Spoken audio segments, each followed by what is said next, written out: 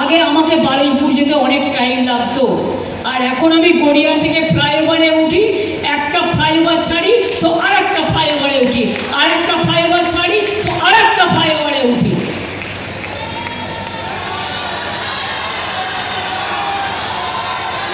আজকে যে অপদার্থগুলো দাঁড়িয়েছে তার মধ্যে একজন, if I am not wrong, নামটা বলে আর আমার মুখের ভাষা নষ্ট করতে চাই না, ক্ষমা করবেন। শীতলকুচিতে উনি থাকাকালীন 4 জনকে গুলি চালিয়ে ভোটের দিন হত্যা করেছিলেন।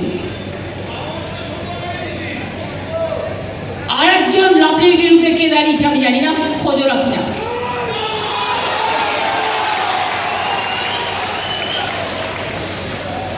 এবারের লড়াই মনে রাখবেন, খুব পেয়ার বেড়েছিল বিজেপি, খুব অত্যন্ত অহংকার।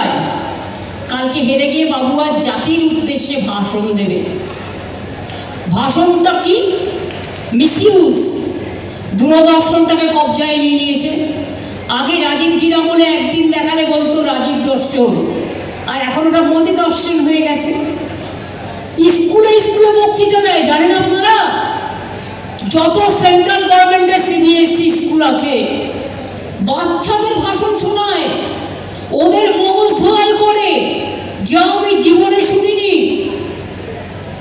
ইতিহাস বদলে দিচ্ছে, জিওগ্রাফি বদলে দিচ্ছে, সংবিধান বদলে দিচ্ছে, গান্ধীজিকে বর্জন করছে, নেতাজিকে বলছে সন্ত্রাসবাদী, রানী রাসমণিকে বলছে রসমণি, বঙ্কিমচন্দ্র চট্টোপাধ্যায়কে বলছে বঙ্কিমদা।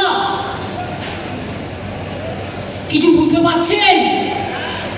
বাংলা ভাষায় কথা বললে এখানে নাকি অনুপ্রবেশকারীদের কারখানা।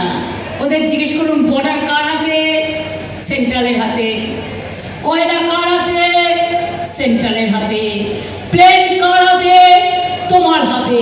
কাস্টমস কার হাতে? তোমাদের হাতে। রেলও আমি রেলমন্ত্রী 2 বার ছিলাম, আমি সোনারপুরে কত রেল নিয়েছিলাম আমি জানি।